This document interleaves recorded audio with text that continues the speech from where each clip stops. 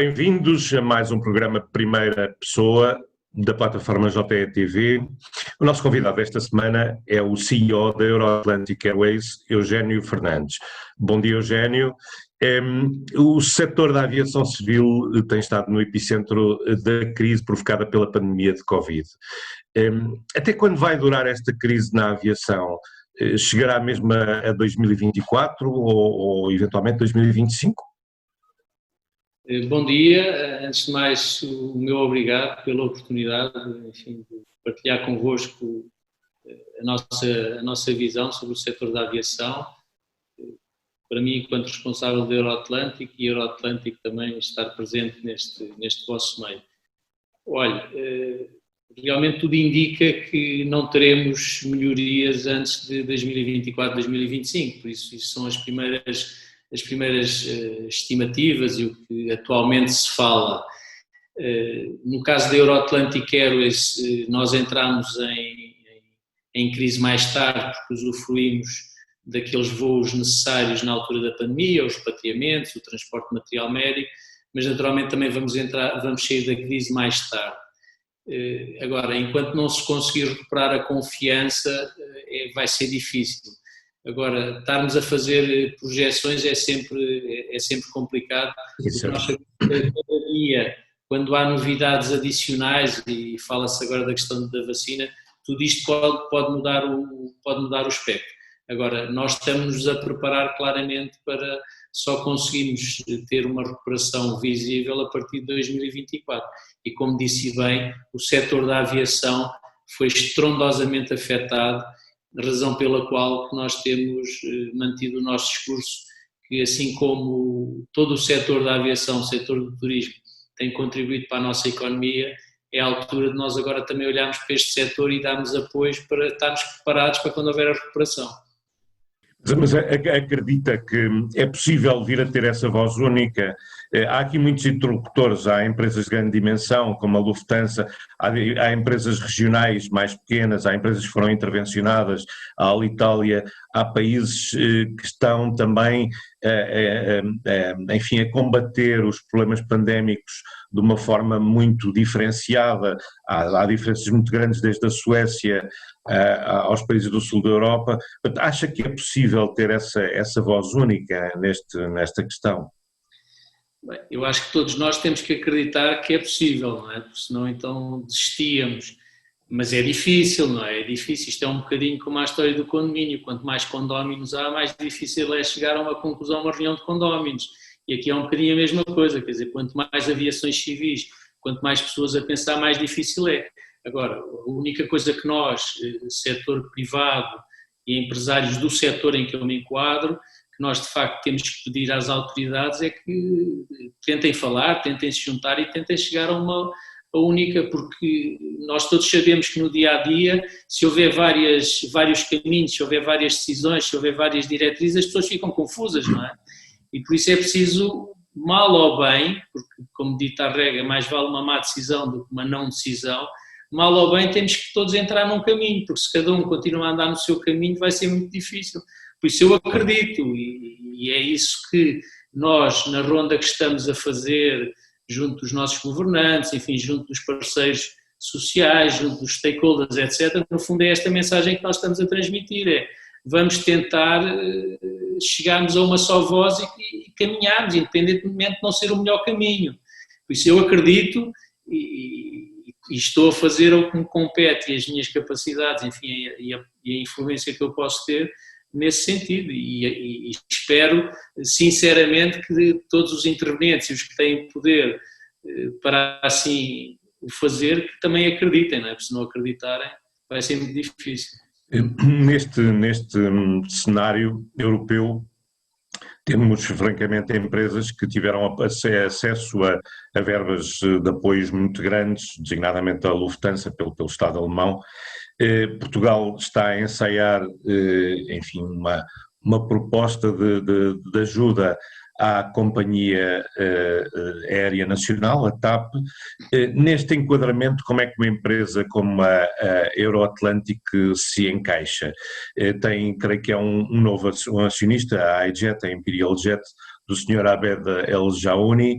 que julgo que é uma sociedade que tem de direito luxemburguês, portanto, com uma dimensão que é diferente das companhias de aviação que são detidas ou têm participações estatais, não é? Neste enquadramento, como é que a Euroatlantic se consegue desenvencilhar, passa a expressão? Senhor, olha, uma pergunta interessante e eu, antes de responder diretamente, gostava de fazer um enquadramento, porque eu acho que é preciso fazer um enquadramento para perceberem qual é a nossa expectativa e como é que nós nos enquadramos. Nós não nos podemos esquecer que, enfim, a Euroatlântico, com os seus 27 anos de história e de balanços positivos e a empresa contribuinte, não é, para o nosso Estado, foi fundada pelo Dr. Tomás Metelo, teve um percurso exemplar. E pronto, e entretanto, à questão de um ano, temos uma nova estrutura de acionistas, acionista maioritário, o Sr. Abed El Jaoni, como disse, e depois temos um segundo acionista representado por um fundo. A empresa que é acionista da Euroatlântica é uma empresa portuguesa, de direito português, e depois essa que é a AIGET-PT, e depois essa AIGET-PT é que é participada por esses dois sócios. Certo. Quer dizer, estes novos acionistas andaram 2 anos e meio a negociar a compra do negócio ao Dr. Tomás Metelo e fizeram, enfim, 3 meses antes de entrarmos em quarentena, não é? E por isso fazem uma compra com a entrada de capitais. E a expectativa deles, enfim, era que acreditavam no negócio e além de acreditarem no negócio, enfim, confiavam na equipa que estava, razão pela qual até à data 2, nós não sabemos o dia da manhã, mas até à data 2 confiam na equipa e mantêm a equipa e por isso a frustração de terem apanhado com a pandemia Covid-19 é grande, não é? E sendo investidores estrangeiros, o que os investidores estrangeiros esperam, não só no setor da aviação, não só na Euroatlântico, mas eu acho que de uma forma geral, é que pelo menos sejam tratados de igual forma a investidores nacionais, não é? Porque no fundo o dinheiro não tem cor, o dinheiro do investidor estrangeiro tem a mesma cor do dinheiro do investidor nacional e por isso esperam que de facto o tratamento seja de igual forma. Se têm a percepção de que há um tratamento distinto, isso é uma coisa que não dá, enfim, que não dá saúde e que inclusivamente até não transmite confiança a futuros investimentos estrangeiros. E por isso o que a Euroatlântico espera, e enfim já tenho tido a oportunidade de dizer isso, é que haja alguma razoabilidade nos apoios, considerando a dimensão das empresas que têm que ser apoiadas, mas que haja alguma razoabilidade e que não seja tudo direcionado apenas para empresas do setor público. Mas há aqui um enquadramento que não é só nacional, há um enquadramento da União Europeia que define o âmbito da concretização dos processos de ajudas, não é? Portanto, há uma espécie de inscrição das empresas que têm que ser ajudadas e depois a Comissão Europeia admite-se que ponderará as decisões finais sobre o teor das ajudas a prestar. Portanto, nesse enquadramento, como é que a Euroatlantic pretende, enfim, manter o contacto com as instituições que concedem as verbas e que atribuem as verbas, vai ter que falar com as autoridades portuguesas e também com as autoridades da União Europeia, não é assim? Quer dizer, nós numa primeira instância temos que falar sempre com a autoridade portuguesa, não é? Que é o que nós fizemos. Claramente, enfim, nas últimas semanas, nos últimos meses, temos evoluído nos contactos, já estivemos reunidos com o Ministro das Infraestruturas, enfim, foi uma boa reunião, temos um plano de trabalhos pela frente, as equipas técnicas do Ministério e da Euroatlântica irão se reunir por forma a ver onde é que pode haver áreas que possamos ser apoiados e, enfim, haja um canal de comunicação nos dois sentidos, não é? E Ainda hoje à tarde vou também estar reunido com a Secretária de Estado do Turismo. Enfim, estamos de facto a fazer o caminho por forma a ver quais são os apoios que poderão haver para empresas como a Euroatlântico, bem como o que é que nós podemos fazer para também apoiar o setor e com opiniões e com ações concretas. E por isso é o caminho que nós estamos a fazer. À Comissão Europeia, quer dizer, nós pedimos à Comissão Europeia, primeiro temos que passar pelas autoridades nacionais, não é? Agora, há determinadas matérias que parecem, principalmente quando envolvemos a parte já internacional ou a parte regional, há determinadas matérias que me parece que deveriam ser de uma forma coordenada e conjunta analisadas pela Comissão Europeia, porque, quer dizer, não faz sentido, ou bem que nós somos uma união, ou bem que nós não somos uma união. Quer dizer, somos uma união para determinadas coisas e não somos uma união para outras, quer dizer, isso é que não faz sentido. E por isso, se há tantas companhias a nível europeu que estão a ser apoiadas com bilhões, quer dizer, estamos a falar da Lufthansa que teve 9 bilhões, o grupo Air France teve 7 bilhões, enfim, é tudo aos bilhões e muitas com muitos milhões. E por isso não parece-me um bocadinho desajustado não haver aqui uma coordenação central, porque ao não haver uma coordenação central, aí é que vai haver fica ao critério das subdelegações, vamos assim dizer, decidirem por quem preferem, não é? E é isso que a nós não nos faz sentido. Claro. Devia haver aqui uma certa coerência. E então isto é um bocadinho a mesma coisa, nós não podemos ter dois chefes, não é? Porque se temos dois chefes, quer dizer, a coisa não funciona.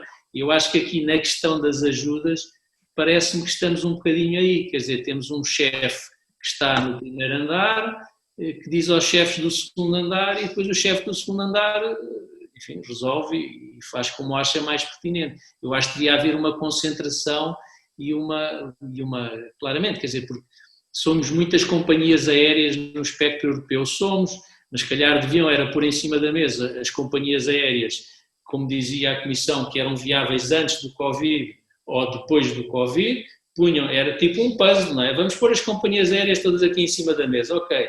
Quais é que eram as viáveis? Vai para a direita. As que não eram viáveis, vai para a esquerda. E agora, perante essas, distribuir as ajudas, não é? Não podem, por isso, simplesmente deixar algumas debaixo da mesa e só pôr algumas em cima da mesa. E é isso que nós realmente pedimos, quer dizer, não faz sentido pequenas companhias também do espectro europeu estarem, por exemplo, ainda esta semana, se a gente for ver as companhias, as notícias, a Air Europa vai receber um apoio de 400 milhões.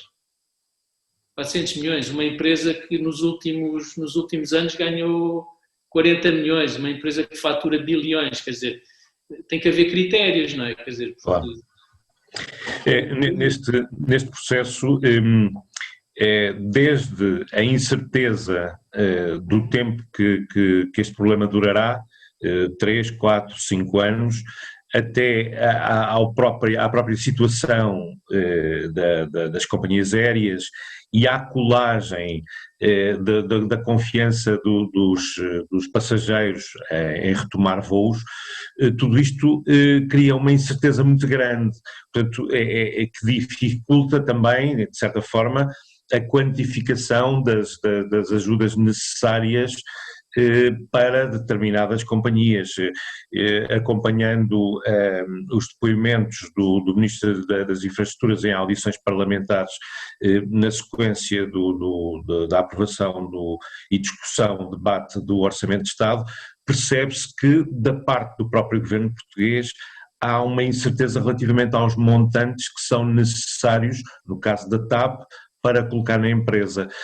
No caso da Euroatlântico, tem alguma ideia do valor que seria necessário para ter um apoio ou conceder um apoio que tivesse em igualdade de circunstâncias com outras empresas e designadamente com a TAP? Sim, temos. Agora deixe-me só dizer-lhe uma coisa antes, mais uma vez, acho que os enquadramentos são muito importantes. Eu em minha casa digo muitas vezes, quer dizer, se eu ganho 1.000 euros não posso gastar 1.100 todos os meses, não é? E o problema, enfim, dos Estados e o problema de muitas empresas é que todos os meses gastam mais do que ganham. E chegámos aqui exatamente por causa disso, quer dizer, não é? Tipo, Pois. as empresas vão à falência exatamente por causa disso, porque os gestores não são criteriosos na gestão enfim, da receita barra custos. Como referi, dizia o CEO da IATA, que as empresas têm que trazer os custos ao nível das receitas. E eu acho que é o que não está a ser feito. Agora, respondendo diretamente à sua pergunta, sim, nós na altura do início da pandemia fizemos uma conta redonda e entre apoios dissemos que precisaríamos entre 40 a 50 milhões para os próximos 2 anos, não é? Apresentámos esses cálculos e essas medidas ao Ministro das Infraestruturas. Logicamente que às vezes quando nós sabemos que muitas vezes quando as ajudas vêm, as empresas já estão falidas, por isso vêm fora do tempo, não é? E ouvimos muitas pessoas na comunicação social, em organismos, confederações, etc., a dizer que as ajudas têm que vir mais rápidas, senão quando chegarem já estamos todos mortos, não vai fazer sentido. E o que nós, Euroatlântico, está a fazer, e acho que todos temos que fazer, nós temos que naturalmente continuar a batalhar para também olharem para nós e temos algum suporte, mas não podemos ficar sentados à espera que as notas saiam a andar das patacas, não é? E por isso temos que ir fazendo e tomando medidas, e é o que temos feito desde o início da pandemia. Naturalmente é importante referir que nós entramos em crise mais tarde, porque ainda usufruímos de parte de voos de repatriamento, transportes de material médico, etc., mas também vamos sair da crise mais tarde. E além de sairmos da crise mais tarde, vamos também sair mais tarde, porque estamos num longo curso, e o longo curso vai ser um setor, ou vai ser um nicho que vai demorar mais.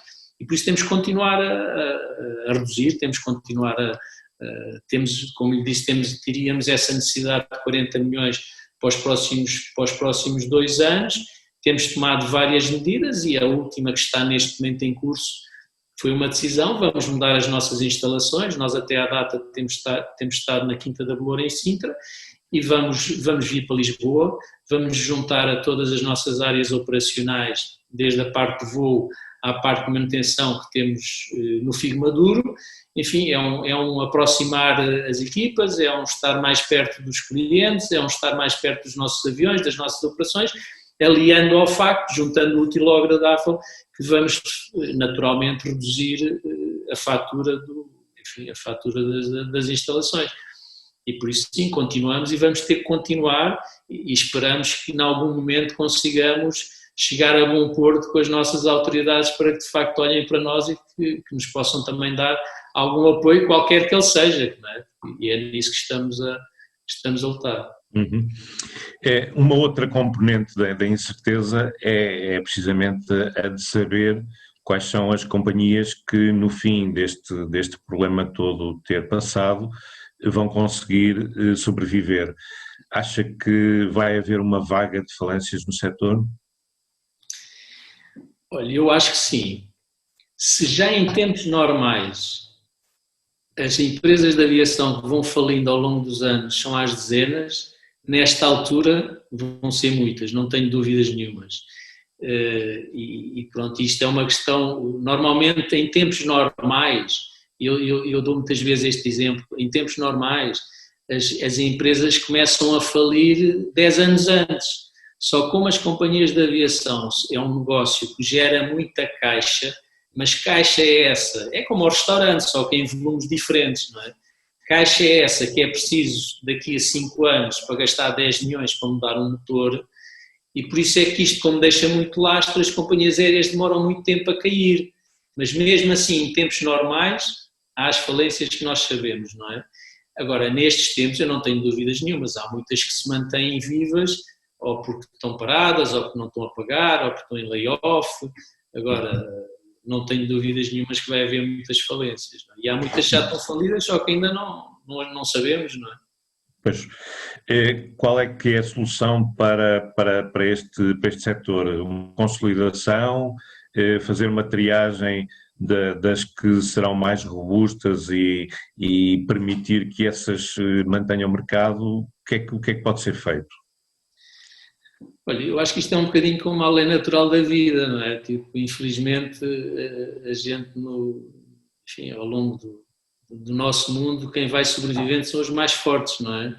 Logicamente que hoje temos um apoio diferente, mas sim, parece-me que acho que alguma concentração, alguma cooperação e, enfim, e de facto aqueles que estão menos bem naturalmente têm que sair, não é? Não podem continuar, mas uma cooperação e uma concentração pode ser uma forma de se olhar o futuro com mais otimismo, não é?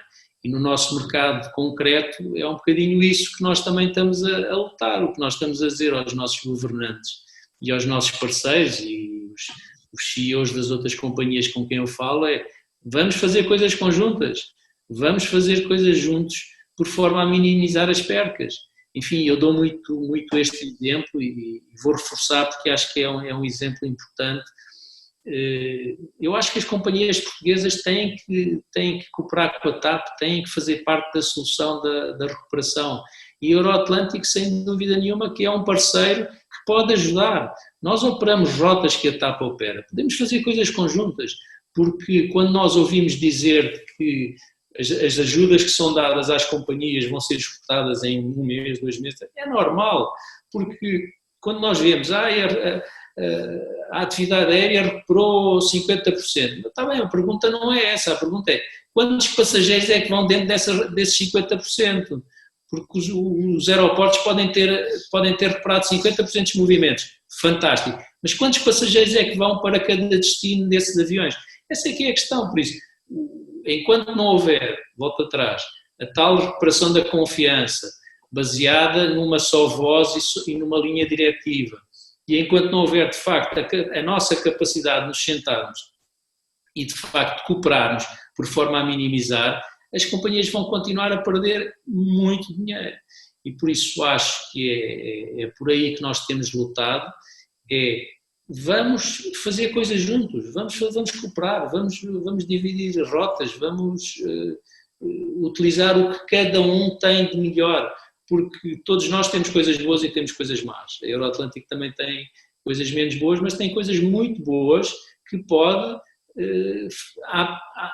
aportar, neste caso, no apoio à reestruturação da TAP. E, como falo da Euroatlântico, pode haver outras companhias no mercado que assim o façam. Por isso, quando tivermos essa capacidade de deixar, como eu já referi noutras situações, de sairmos um bocadinho das nossas quintinhas e olharmos para o lado e abrirmos os horizontes, eu acho que faz todo o sentido e é nisso que nós continuamos a acreditar, enfim, e vamos batalhar para podermos fazer parte da solução e não de mais um problema para o nosso país.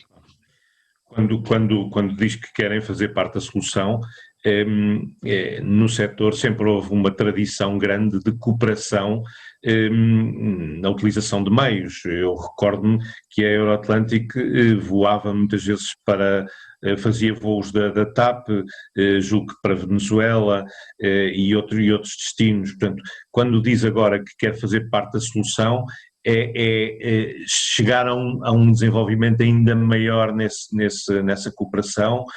Como é que isso se pode traduzir na prática? Claramente, é isso mesmo, quer dizer, nós ao longo dos anos não nos podemos esquecer que o primeiro avião da Euroatlântico foi um Lockheed, um L1011-500, comprado à TAP para fazer a rota do Canadá que a TAP tinha deixado à época. E nós, ao longo destes anos, temos sido parceiros tanto do ponto de vista de clientes como de fornecedores com a TAP. Neste momento só mantemos relações enquanto TAP fornecedora para o lado da Euroatlântico. Temos tido muitos exemplos de cooperação com a TAP, mas são coisas pontuais. O que nós agora advogamos e por estarmos na época em que estamos é que essa cooperação seja aumentada em mais áreas e de uma forma mais de longo prazo e não só coisas pontuais. É isso que nós, no fundo, e baseamos na boa experiência que temos tido ao longo dos anos. Uhum. Eu, se bem me recordo, julgo que tinham oito aviões, seis 767, um 777, um 737 e um Cessna Citation. A Euroatlantic teve uma fase em que esteve interessada em aumentar a frota. Julgo que esse projeto terá sido adiado, não é assim? Sim, naturalmente, quer dizer, com a mudança acionista, um dos, um dos pilares de desenvolvimento era naturalmente aumentar a frota e modernizar a frota com a transição da frota Boeing 767 para a frota Boeing 787. Inclusive, este ano, em fevereiro, assinámos um contrato para receber dois 787 em 2021, mas naturalmente, enfim, e tendo nós uma gestão sensata, esse projeto tem que ficar adiado, não é? E ao contrário de aumentar a frota, pela pandemia que vivemos, temos que reduzir a frota. E pronto, e esse projeto sim, vai ser colocado em stand-by, estamos em negociações com o dono dos 787 por forma a fazer um delay de 2 a 3 anos no recebimento desses aviões e naturalmente a frota que referiu vai ter que ser naturalmente reduzida e a nossa expectativa é a partir do dia 1 de janeiro mantermos só uma frota, que é o Boeing 767, deixando de ter o 737 e o 777, o Citation ou o Caravan, enfim, é um campeonato à parte, mas sim, deixámos de ter o 777 e o 737 e passámos a ter só 5 Boeing 767 a partir do dia 1 de janeiro.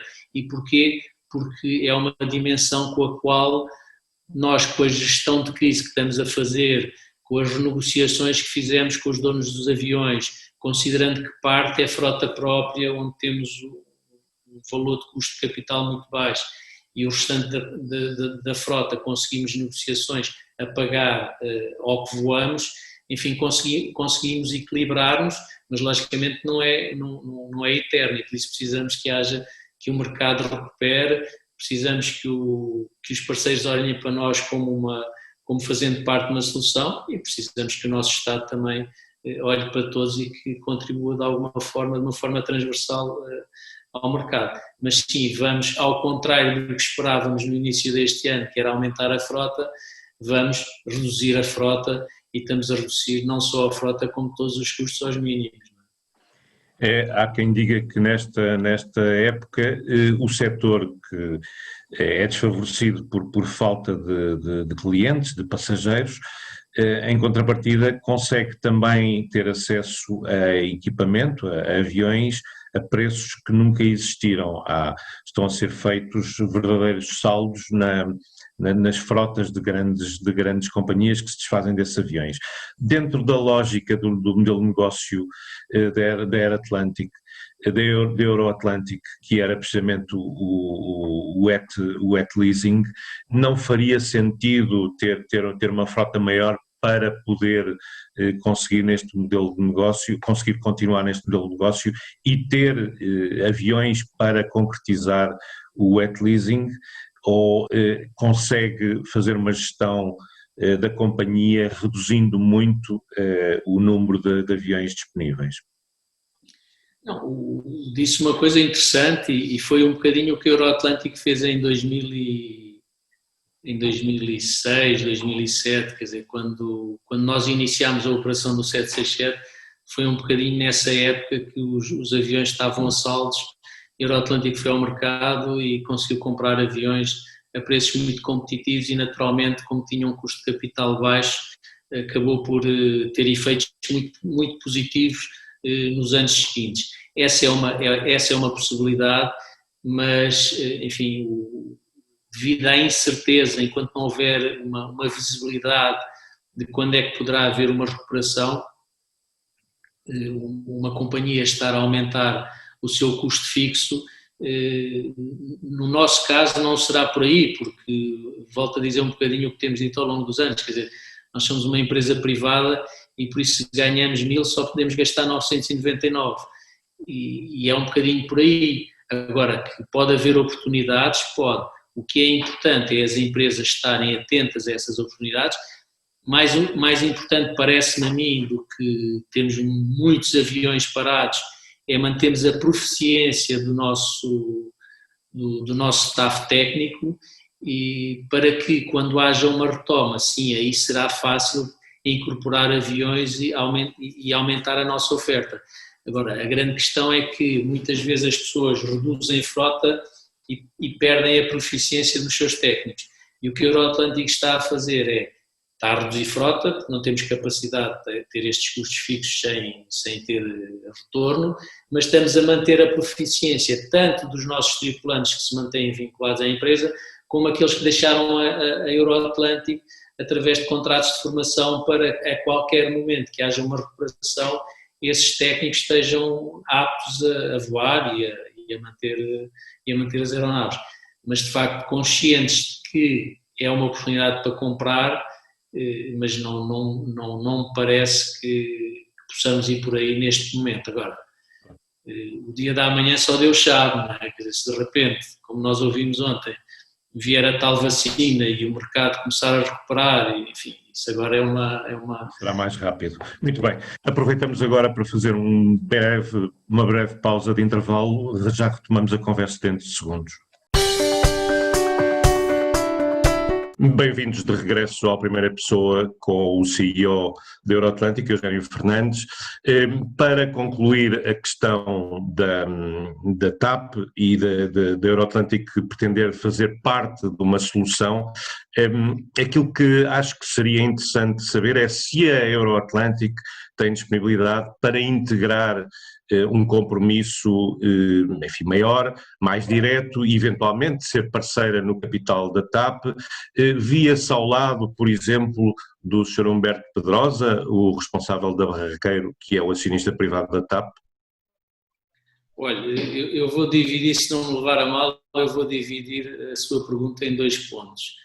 A questão da capacidade e do interesse, e outra questão que ficou aí bem, que já é uma questão mais acionista, não é? A questão de entrarmos no capital social, de estarmos ao lado dos atuais acionistas, etc. Isso é uma questão claramente acionista e por isso eu não entraria por aí. Do ponto de vista operacional, técnico, relacional, claramente que a Euroatlântico tem capacidade para entrar em compromissos imediatos, tem capacidade técnica e operacional para entrar em compromissos imediatos e ao longo dos anos tem mantido um excelente relacionamento com todos os dirigentes que têm estado em funções na TAP, bem como noutras companhias aéreas, e por isso temos interesse e capacidade. E não vejo qualquer tipo, entrando já mais na questão da relação, enfim, falamos todos a mesma língua, não vejo qualquer tipo de problemas em entrarmos nesses compromissos com quem quer que esteja à frente da TAP. Não é? Uhum. Há também a questão da capacidade financeira, porque estamos a falar mesmo assim de operações diferentes, de dimensões diferentes, da Euroatlântico, para aquilo que são as rotas mantidas pela TAP, não é? Uma coisa são operações pontuais numa rota para o Canadá, para a Venezuela, outra coisa é um compromisso mais intenso, mais diário, mais permanente. Estamos a falar de capacidades diferentes, não é? Essa é uma questão interessante, quer dizer, é a razão pela qual a Euroatlântico nos últimos anos, sempre que entra em alguma rota, entra com muitos cuidados, não é? Porque o lançamento de uma rota exige muita caixa, muitos milhões, porque normalmente começa-se a comercializar a rota 6 meses antes e depois se calhar os primeiros 6 meses está-se a perder dinheiro. E sendo a Euroatlântico uma companhia totalmente privada e que não tem qualquer tipo de apoio nem qualquer tipo subsídios, nós não podemos gastar 1.100 quando só ganhamos 1.000, não é?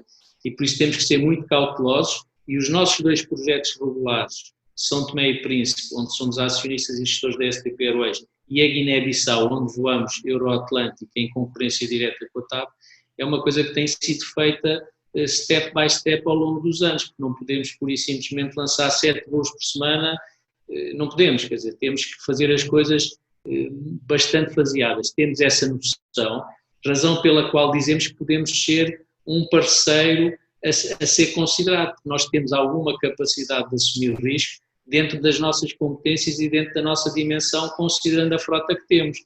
E por isso, o que normalmente dizemos é que estamos disponíveis a assumir riscos à nossa dimensão e entrar com aquilo que nós temos capacidade, que é com a parte técnica, que no fundo representa o nosso risco, porque toda a parte técnica, desde o avião às tripulações, ao seguro, à manutenção, é um custo fixo que nós temos. Essa pode ser, de facto, a nossa contribuição, a adicionar outras, não é?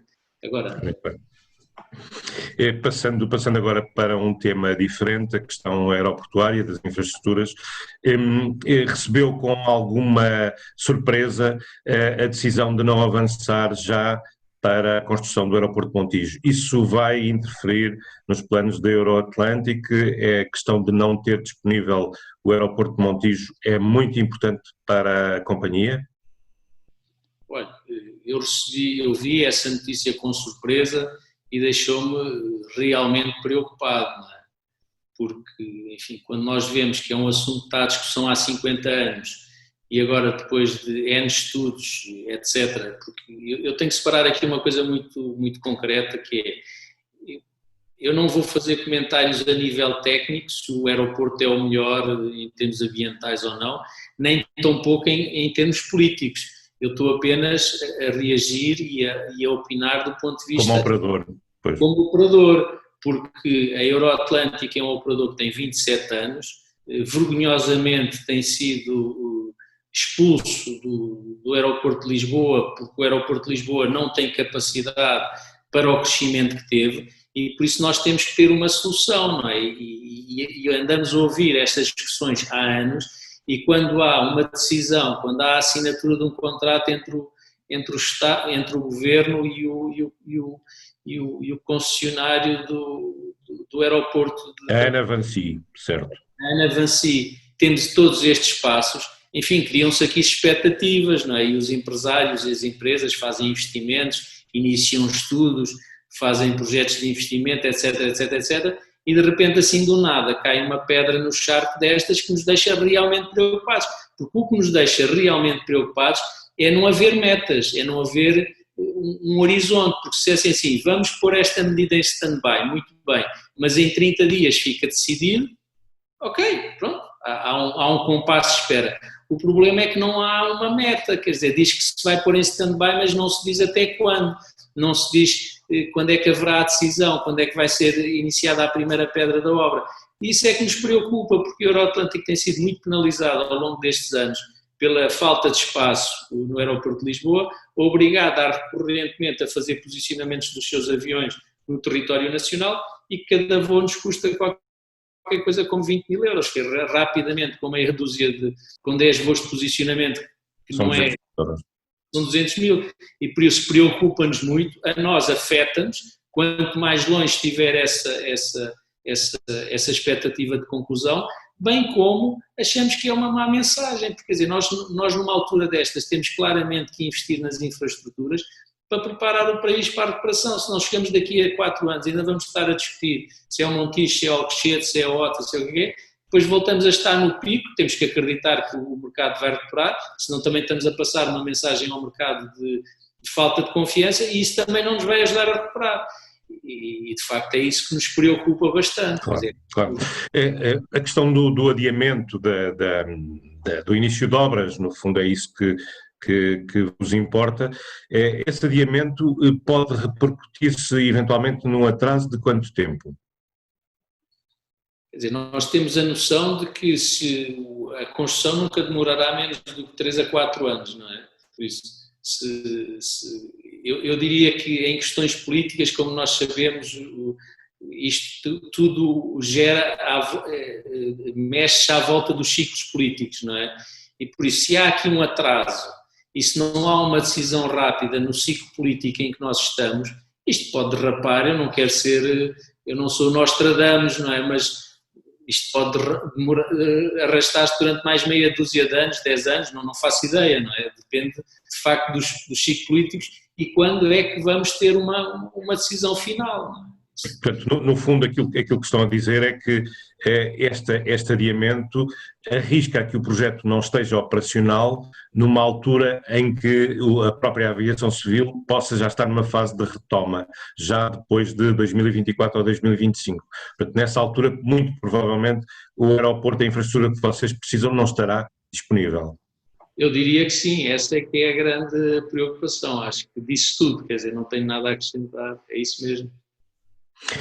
Relativamente a soluções alternativas a uma placa, quer dizer, atualmente há disponibilidade de espaço no aeroporto Humberto Delgado, no aeroporto da Portela, mas mesmo assim, tendem em conta a necessidade complementar de estacionamento, poderão sempre utilizar o aeroporto de Beja, não é assim? Olha, deixa-me começar pelo aeroporto da Portela. Isso aí já é uma questão muito técnica, quer dizer, quando as pessoas dizem, mas eu estou a ver ali espaço, mas se calhar aquele espaço não é para os aviões de determinado porte, é para aviões mais pequenos. Por isso, o espaço que a gente possa ver não é obrigatoriamente espaço para aeronaves de grande dimensão. E nós vimos, quer dizer, no pico da pandemia, a própria TAP não tinha espaço para deixar os seus aviões, né? Tinha que os espalhar, quer dizer, as estruturas aeroportuárias não têm espaço para ter tantos aviões parados. O aeroporto da Portela, claramente, em termos de parqueamento, ficou esgotado, e tanto ficou esgotado que há uma portaria que os aviões, quando aterram, têm 18 horas para sair, e se não saem ao fim de 18 horas, começam a pagar taxas agravadas de estacionamento. E essas taxas agravadas mantiveram-se durante o período de pandemia, que não faz sentido. Olhando para o aeroporto de Beja, que eu estava a referir que poderá ser uma alternativa, quando há uma infraestrutura que é feita, essa infraestrutura tem que de facto estar pronta. Eu não digo que esteja pronta a funcionar a partir do primeiro dia, porque nós sabemos como é que são as obras, termina-se primeiro um terminal e depois assim vai-se concluir o segundo terminal, etc., mas pelo menos tem que ter os serviços básicos para que os operadores possam usufruir daquelas instalações. E o que é certo é que o aeroporto de Beja foi um aeroporto que foi feito um grande investimento, mas depois, como não criou o interesse nos operadores, não tem os serviços básicos. Nós hoje em dia, para sairmos de Beja ou para chegarmos a Beja de um voo internacional, temos com antecedência chamar o CEF, temos que pagar o transporte dos elementos do CEF até Beja, depois às vezes é a questão do combustível, é a questão das escadas, é a questão dos reboques, e por isso eu diria que hoje Beja, se não for dotado das capacidades operacionais em termos de handling, etc., de uma forma global, acaba por não ser uma solução. Utilizável. Aquilo, no fundo, que está a dizer é que, como placa de estacionamento eventualmente servirá, não serve para fins propriamente de transporte de passageiros mais destinados ao mercado turístico. Calculo eu que será difícil trazer um avião cheio de passageiros de onde quer que seja, com o objetivo de virem fazer turismo a Portugal, deixando-os em Beja, é isso que está a dizer. Assim, é difícil, mas não é impossível, e nós nesta altura temos que ser criativos, e agora lançou uma ideia que é difícil, mas não é impossível, até porque depois as próprias ligações, enfim, tornam-se difíceis. Agora, a questão do parqueamento, voltando ao parqueamento, os aviões para serem parqueados, só o descolar é muito dinheiro. E às vezes quem decide onde é que se vão fazer os parqueamentos não tem a noção do custo do que é descolar um avião, não é?